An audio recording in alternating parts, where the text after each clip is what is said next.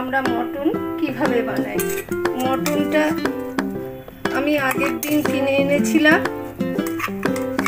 এনে ভালো করে ধুয়ে বেছে এর মধ্যে অল্প একটু কাঁচা লঙ্কা বাটা, অল্প একটু আদা বাটা, অল্প একটু রসুন বাটা, এই তিনটে জিনিস আর তার সঙ্গে আধখানা লেবুর রস দিয়ে ম্যারিনেট করে আমি ফ্রিজে রেখে দিয়েছিলাম। রাত ভোর আমার ফ্রিজে ছিল, এখন সেটাকে আমি বার করেছি। দেখুন এমনি হয়েছে। এরপরে আমি এই রেসিপিটি কিভাবে বানাচ্ছি আপনারা একে একে দেখতে থাকুন। দেখুন গ্যাসে কড়াই চাপিয়ে দিয়েছি, তেল দিয়ে ধোঁয়াও বেরোচ্ছে, গরম হয়ে গেছে পর্যাপ্ত পরিমাণে। এবার এই আলুটা আমি লাল লাল করে ভেজে নেব। এতে নুন আর হলুদ মাখিয়েছি।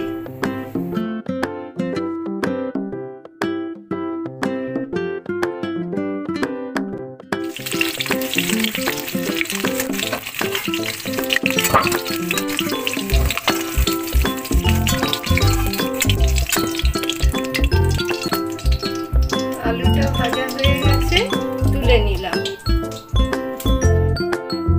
আলু ভাজার পরে কড়াইয়ে তেল আছে, আরো একটু তেল দিয়ে দেবো।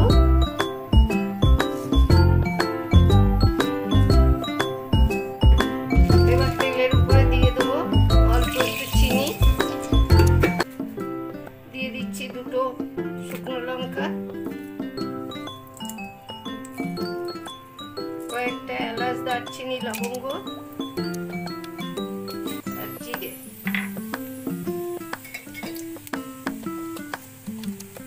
এর সঙ্গে দিয়ে দিচ্ছি দুটো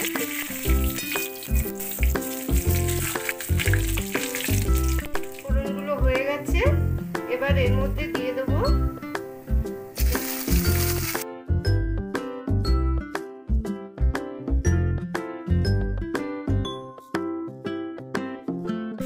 পেঁয়াজটা তাড়াতাড়ি নরমে ভাজা হয়ে যাওয়ার জন্য এর মধ্যে দিয়ে দেবো এক চামচ লবণ।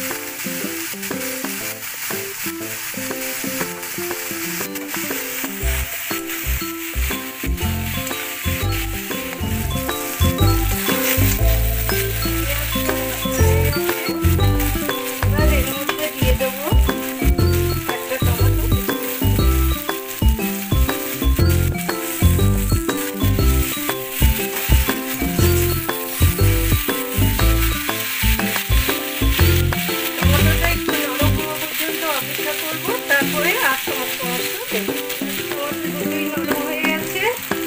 এবার এর মধ্যে দিয়ে দিচ্ছি আদা বাটা এক চামচ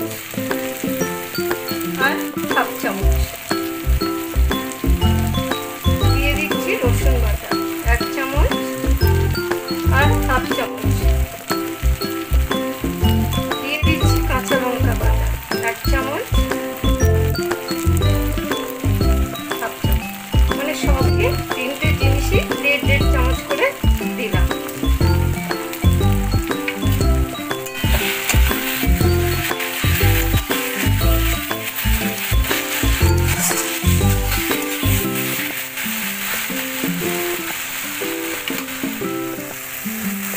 আদা, রসুন আর লঙ্কা দিয়ে একটু ভেজে নিচ্ছি। এবার কিছু এর মধ্যে গুঁড়ো মশলা অ্যাড করব। এক চামচ আর হাফ চামচ ধনে গুঁড়ো, এক চামচ জিরে গুঁড়ো,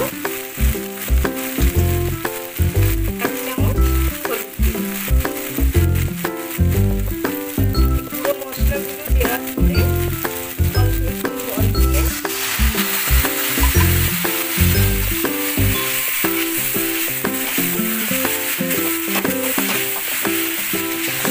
মশলাটাকে ভালোভাবে ভেজে নেব।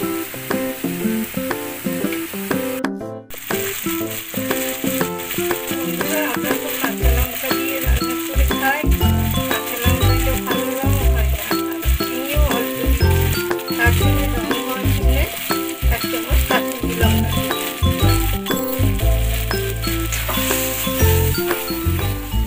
মশলাটা ভাজা হয়ে গেছে।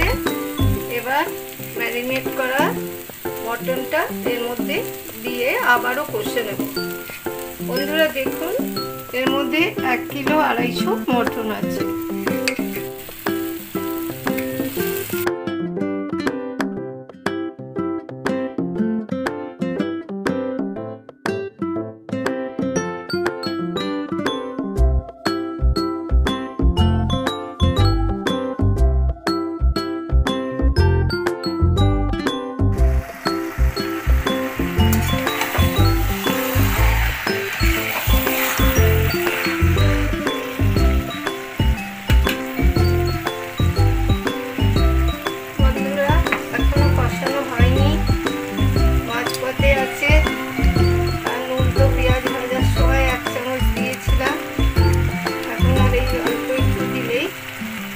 একদম ঠিকঠাক হয়ে যাবে।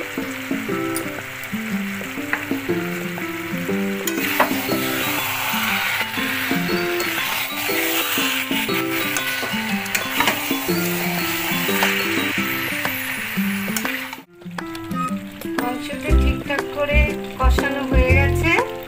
কড়াই তো হতে প্রচুর দেরি হবে গ্যাসে, ওই জন্য এবার কুকারে আমরা এটা দিয়ে দেবো।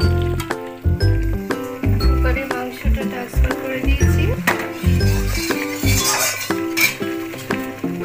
এবার ভেজে রাখা আলুর টুকরোগুলো এর মধ্যে দিয়ে দিচ্ছি।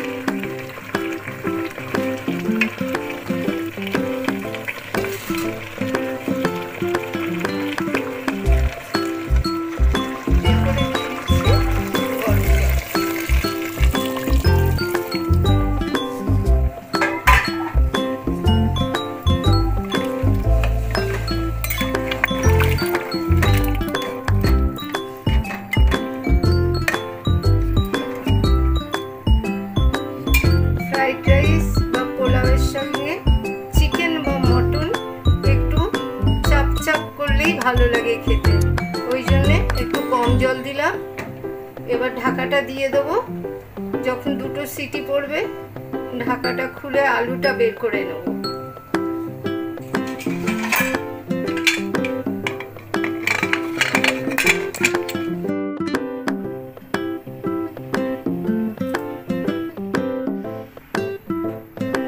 আমাদের আর আলু বের করে রাখতে হলো না, দুটো সিটিতে মাংসও গলে গেছে, আলুও গলে গেছে।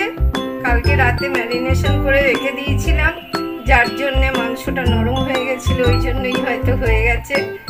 এবার এর মধ্যে দিয়ে দিচ্ছি গরম মশলা।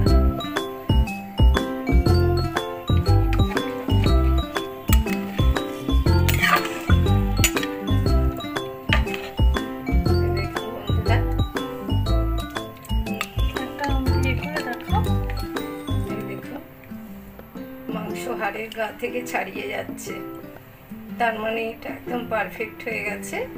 এবার আমরা সার্ভ করে দেখাচ্ছি।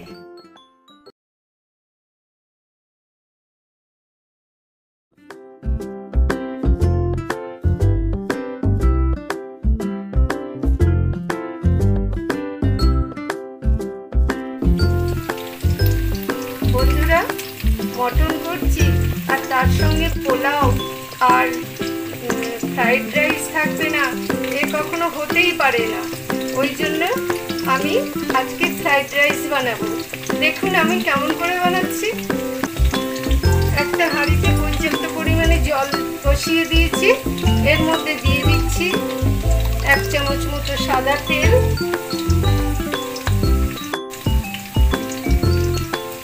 1 চামচ 2 চামচ লবণ। জলটা প্রায় ফোটার মতো হয়ে গেছে। এবার দেখুন এই হাঁড়িতে আমি ফ্রাইড রাইসের চাল ভিজিয়ে রেখেছি, প্রায় 1 ঘন্টা আগে ভিজিয়েছি। চালগুলো ভালোভাবে ভিজে গেছে, জলও ফুটছে। আমি এর মধ্যে চালটা আস্তে আস্তে দিয়ে দেবো।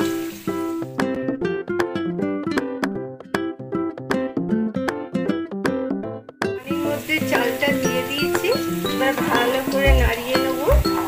নাড়িয়ে নেওয়ার পরে একটা ঢাকা দিয়ে দেবো।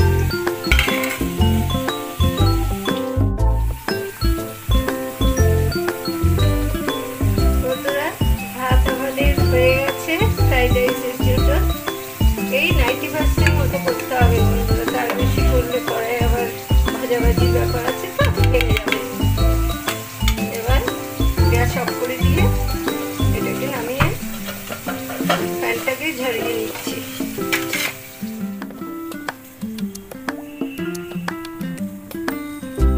এই টেবিল চামচে 4 চামচ মতো সাদা তেল দিলাম।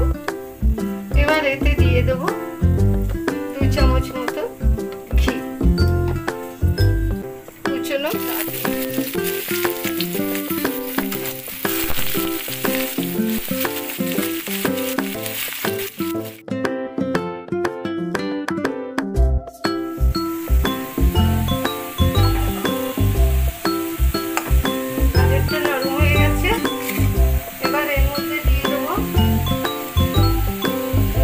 লঙ্কা ছেঁড়া দিয়ে দেবো, কিছু কাজু বাদাম যেটাকে ভিজিয়ে এখন করে নিচ্ছি,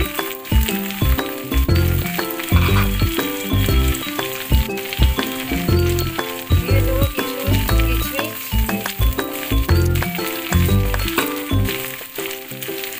এক মুঠো মটরশুঁটি দানা,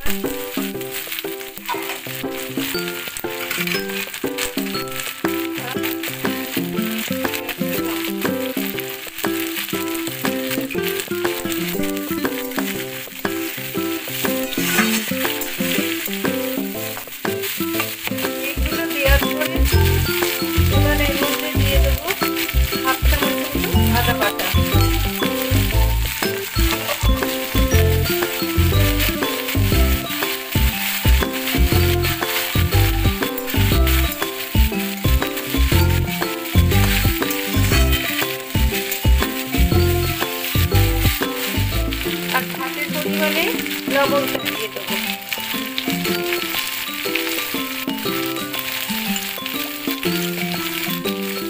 যে যেমন লবণ খেতে চান তেমনই দেবে। সবজিতে দিয়ে দেবো 3 টেবিল চামচ পরিমাণে চিনি।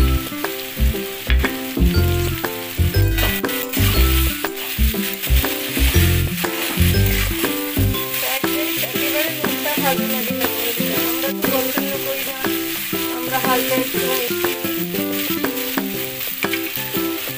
মিষ্টিটা দেওয়ার পরে, মানে চিনিটা দেওয়ার পরে এবার এর মধ্যে আস্তে আস্তে